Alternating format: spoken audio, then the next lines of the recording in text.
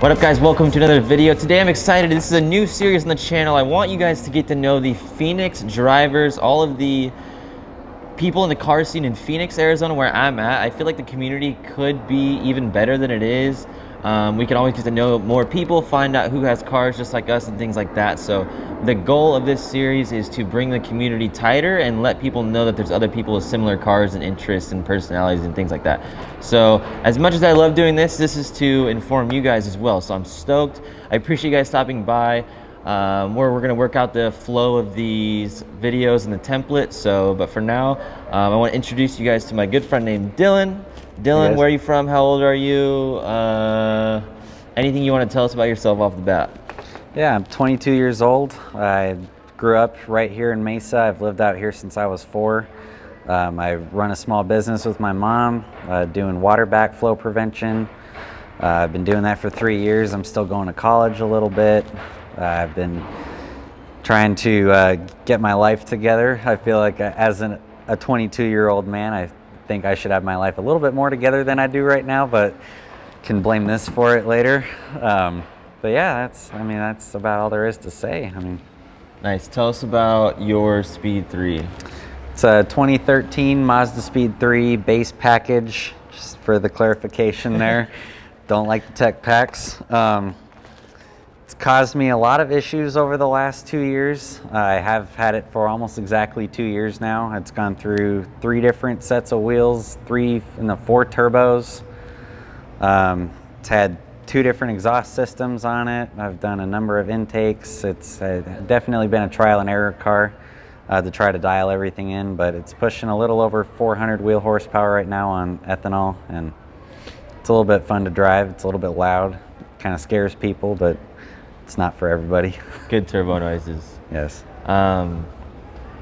Why this car? You know, I kind of had a passion for Mazda ever since I think it was ever since my dad got the first Mazda in the family. We had a 2015 Mazda 3 that I still drive as a daily. That's what I use for my business. And right when he bought it, I was like, I gotta have a hatchback.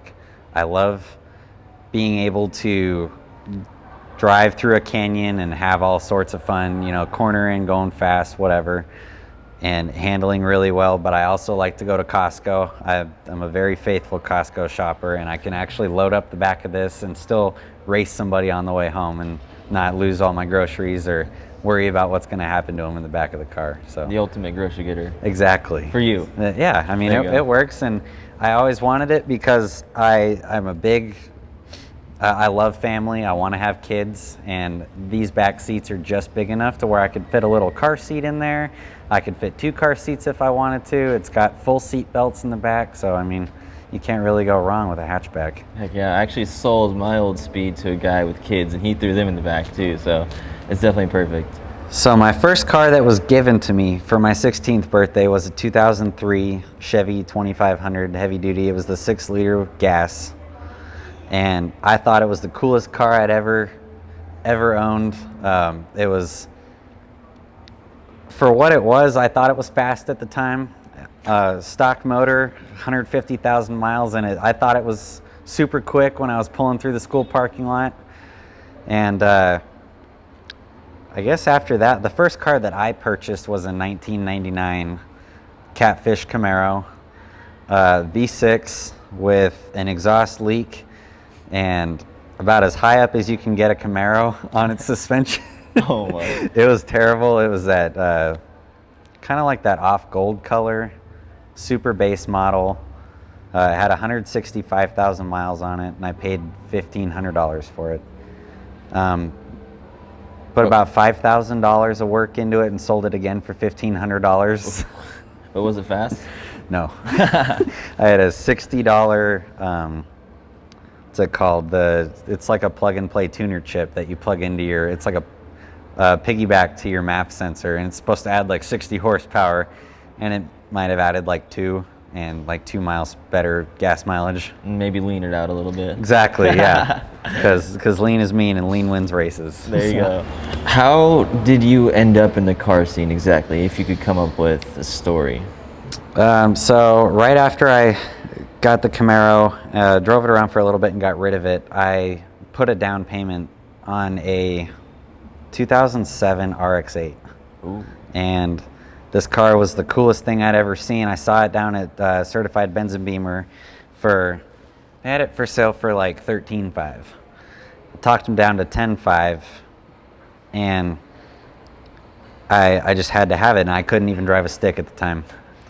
So I took my dad down to test drive it with me, and I bought it, and he drove it home. And it sat in my garage for about 2 weeks until I could finally take it up to Fountain Hills, where I could learn how to drive in the hills, park on a hill, start on a hill, you know, do whatever I needed to be able to daily a stick. And after that, I fell in love. Everybody loved my car everywhere I went. It was bright red, like that red, fire red Mica, I think they called it. And it had a Cybon carbon fiber hood. It had a Pro Staff carbon fiber spoiler. Had these limited edition Koenig wheels, which I thought was super cool at the time because Koenig is definitely a rep company. But yeah, it just looked super cool. It was on some Tyne coils, and decided to throw a little bit more money at it from what the previous owner had done. And I ended up with a Borg Warner little EFR starter kit. Ended up making a little over 400 wheel horsepower. But in a car that weighs 2,600 pounds, that was definitely getting the mail. But yeah, that was kind of where I started. I just started talking to people, started reaching out to different companies for sponsorships, and just kind of went from there. Did you like the rotary life? It wasn't that bad, actually. My rotary was one of the few that did not eat oil every week. I know everybody had to carry around like 2 quarts of oil at a time with them. To top off every week, but I didn't have to do that. And for some reason, it just didn't go. Huh. And Mazda gave me they gave me a brand new motor at 99,000 miles, just because they wanted to make sure that I had a fresh rotary when the warranty went out. Wow. So yeah, they definitely hooked it up down at Cardin Alleyway Mazda in Mesa. So go visit them if you guys need anything. That's awesome. What is there anything that comes to mind about the car scene in Phoenix? Like maybe some things that you like, maybe some things that you don't like. What are just your overall thoughts on what it could be, anything like that? My overall first impression of the Phoenix car scene when I got into it was like right when I joined AZ Street Heat. Yeah, that was a bad place to start, but right when I joined AZ Street Heat, right when I got my RX-8, I noticed that it was definitely segregated between your muscle cars and your imports. Facts. There was definitely a hard segregation where they just don't cross. They don't even want to race each other. They don't want to associate themselves with each other. And it was just a really, I thought it was kind of a hostile environment, to be honest with you. AZ Street Heat is no joke. If you guys don't know what AZ Street Heat is, it's a Facebook group with 20,000+ members. Yeah. It's all Phoenix car people. I mean, is there a Mazdaspeed Phoenix page? The group there is. Yeah, the Nader page. That's right. And then, so every brand of car has a group pretty much here if you aren't from here, but this AZ Street Heat one that Dylan brought up is just this one where everyone's in it.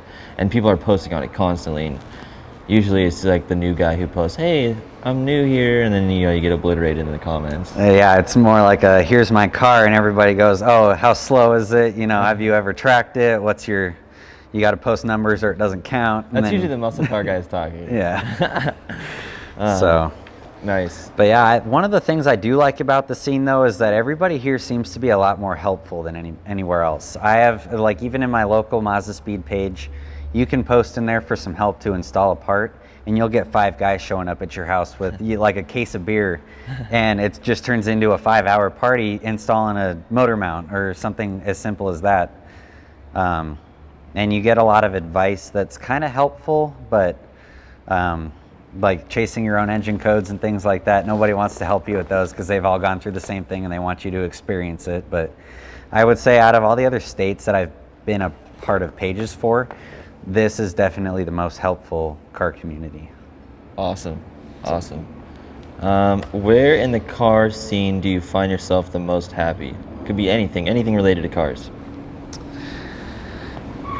Honestly, I think it's at my tuning shop at UMS. I love to go there and look at all the high horsepower 2J swap. No matter what the car is, anything in there has a 2J. And it's always making over 800 wheel horsepower, 900 wheel horsepower. And that's all thanks to Tony Zerka over there. He's a fantastic tuner.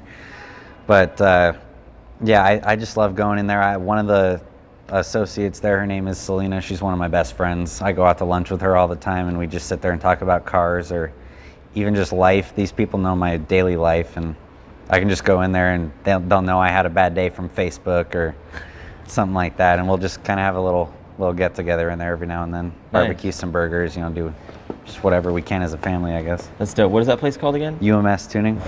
Is if there's one thing that you've taken with you or taken away from a situation that you've carried with you forever, what comes to mind? I totally believe in good karma. I believe in spreading the good word everywhere. If you're gonna help somebody out, it really goes a long way these days because there aren't that many people out there that do that.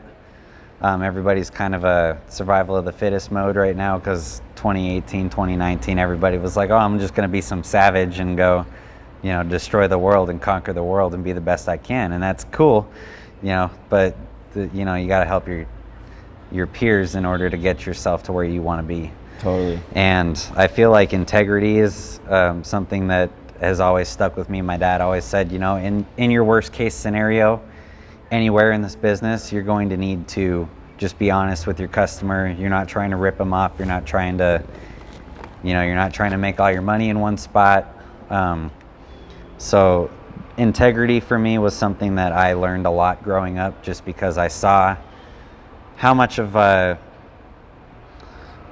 mental capacity it took for my dad to call somebody on the phone and say, hey, I hate to tell you this, but I just broke the water main to your apartment complex. I'm sorry, I'll fix it, but this happened and it's going to cost this much, and there's nothing else you can really do about it. And you just got to be straight up with people, because I've gotten a lot of phone calls recently from feedback, which I've never gotten any testimonials or anything from my